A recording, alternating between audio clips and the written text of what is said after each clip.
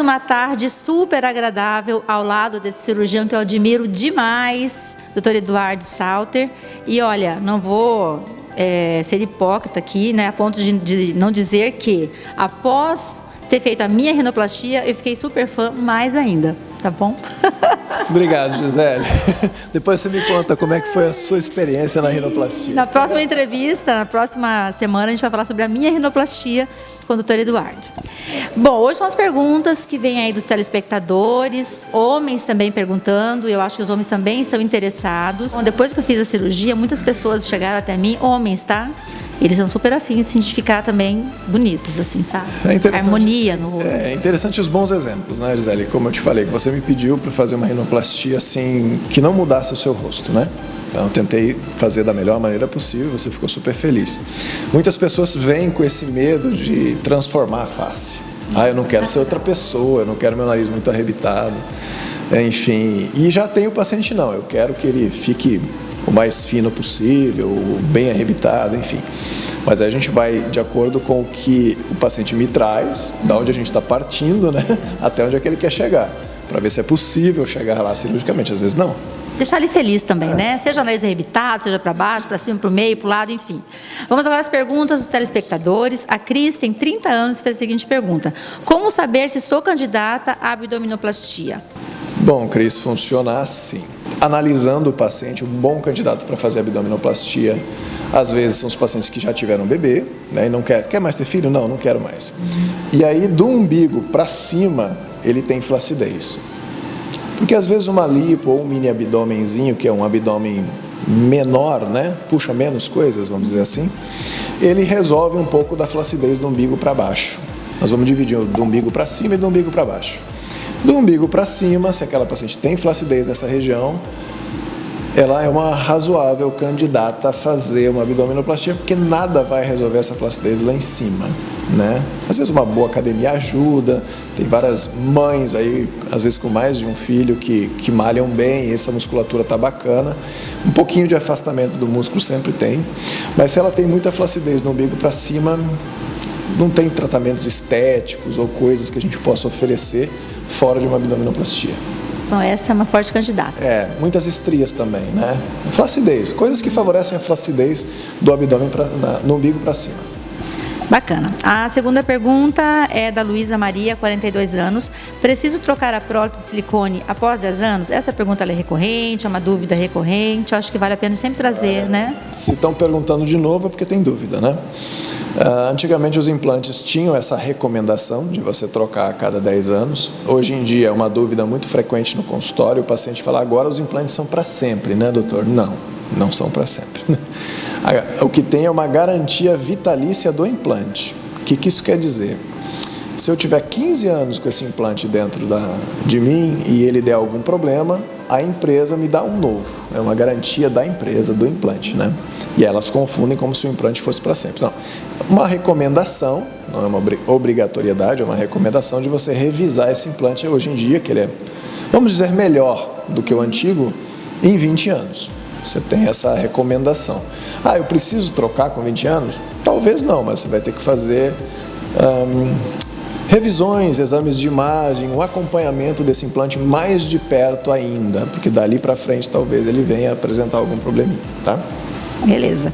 Vamos aqui para a terceira pergunta da Tânia, 23 anos. Como é escolhido o tamanho das próteses de mama e o formato? Eu posso escolher? Vamos ver, Tânia, se você pode escolher. Pode ajudar a escolher, né? A gente avalia a altura do paciente, largura de ombro é muito importante.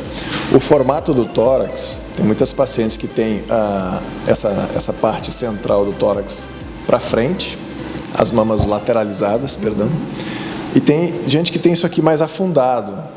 Tem gente que tem as mamas mais espalhadas, as areolas mais lateralizadas. Aí você vai buscar o que o paciente quer. São várias análises que a gente faz, da largura do tórax, altura, gosto do paciente. O que você quer? O que você busca? Você quer algo mais médio? Você quer um Gzinho, um G, um Gzão? Quer turbinar? O que você quer, né? E aí a gente vê, de acordo com a pele do paciente, se aquilo é bom para ela ou não, o posicionamento desse implante. tem muitos mitos aí em cima do músculo, embaixo do músculo, né? A gente orienta o paciente de vantagens e desvantagens, nenhuma técnica é perfeita. Então, Tânia, foi com a Tânia, né? Você pode escolher, ajudar a escolher, tá bom? Bom, temos mais 3 perguntas aqui, mas agora a gente vai dar um tempinho, um breve intervalo comercial e voltamos já com essas perguntas que vocês encaminharam. Estamos de volta e você que ligou a televisão agora, ou pegou pela metade, nós estamos aqui com o Dr. Eduardo Salter, que é cirurgião plástico, e hoje o assunto é sobre você que encaminhou perguntas aqui, né, que tem dúvidas ainda em relação, eu acho que sempre as dúvidas existirão, isso é bom pra gente, é bom pra mim, é bom pra você também, né, Eduardo? E a gente segue com as perguntas então aqui do Romeu, 41 anos. Primeiro homem aqui da lista, tá? Qual a diferença da lipo e da mini lipo? Acho que a lipo é grande e a mini é pequena, não é isso? Mais ou menos isso. As pessoas querem coisas práticas, que não precise ir para o centro cirúrgico, que possa ser feito em consultório. E aí a gente tem que sempre pesar o custo-benefício, risco-benefício e tal. O que acontece? A gente está há um bom tempo na área, né? Então, você já passou por várias experiências. Quando você faz um procedimento, essa mini lipo, né, seria uma lipo pequena de uma região. Vamos colocar uma região pequena mesmo, porque às vezes o paciente quer fazer no consultório regiões grandes e é totalmente contraindicado. Vamos colocar um submento, que seria a papadinha, né? É uma área pequena, onde você talvez poderia fazer uma anestesiazinha local, você tem um material estéril no consultório, faz o procedimento e o paciente vai para casa sem problema nenhum. É uma área pequena. Qual é o problema? Os pacientes querem fazer áreas maiores. Eu quero fazer o abdômen todo, eu quero fazer costas, eu quero fazer culote. E às vezes são áreas grandes. E existe um problema no anestésico. O anestésico local, ele tem uma dose máxima que você pode usar no paciente, né? Depois ele começa a se tornar tóxico, entre aspas. Então, a gente respeita bastante isso, porque o paciente quer, a gente fala não. E também o que eu acho que não é legal no consultório é que você sente tudo. Na hora que estiver anestesiando é desconfortável, na hora que você estiver fazendo o procedimento, às vezes você não sente nada, às vezes sente um pouquinho, é desconfortável, nem todo mundo tem esse perfil, né? Tem gente que não pode ver a agulha, né? Imagina. Então, e querem os mesmos resultados de você fazer no centro cirúrgico, quando você está anestesiado. Quando você está anestesiado, você não está sentindo dor. Você pode trabalhar melhor a área, você pode tirar mais um pouquinho, você pode desenhar melhor. É melhor, né? Sim. E aí o paciente, não, eu quero fazer no consultório. Ok, aí ele tem um resultado aquém, ele acha ruim. Ué, mas tá orientado, né? Então, assim, a mini lipo, né, que às vezes entra na moda, sai da moda, que de vez em quando some a mini lipo, né, lipolite, chamam de várias coisas. De vez em quando ela volta, né, fica na moda de novo. Então, depende da postura do seu profissional. Se ele for responsável, ele vai fazer áreas pequenas e ele já vai te colocar, ó, não fica igual no centro cirúrgico, dá uma melhorada. Tá vendo, Romeu? Se cuida. O doutor sempre fala que a cirurgia, em algumas vezes, é uma escolha entre a cirurgia e a cicatriz. Verdade, sempre fala sobre isso, né? Como vou saber se a cicatriz ficará fina, apenas com risquinho? Enfim, acho que ela está querendo dizer o seguinte, como saber se vale a pena trocar?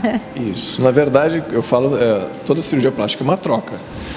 Você vai trocar flacidez, estrias, seja lá o que for, por incisões. Às vezes essas incisões ficam bem colocadas, em áreas que você esconde bem, embaixo do biquíni, embaixo do sutiã, coisas assim.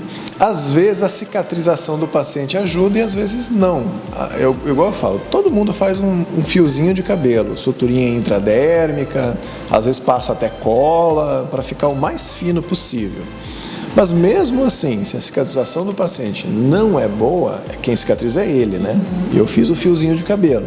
Então a resposta sempre é essa, não tem uma garantia, não tem uma forma de você prever. A gente sempre fala, normalmente as cicatrizes nesta região ficam muito bem. Raramente elas engrossam, etc, né? Em algumas regiões existem algumas predileções. Não, aqui costuma dar uma engrossadinha, aqui costuma ficar mais larguinho se o paciente tem algum problema. Essa orientação você pode dar, mas dizer vai ficar assim, não tem como. Tem que pensar bem, né? É uma troca mesmo, aí você pensa o que né? Põe na balança. Verdade. Se ficar com medo da cicatriz, ninguém faz. Exatamente, é bem isso mesmo. Sobre a rinoplastia, como não descaracterizar o rosto? Isso. É relativamente fácil, né? Quando a rinoplastia ela muda um pouco a face da pessoa, mas esse pouco ele é tolerável. O problema é você mudar muito.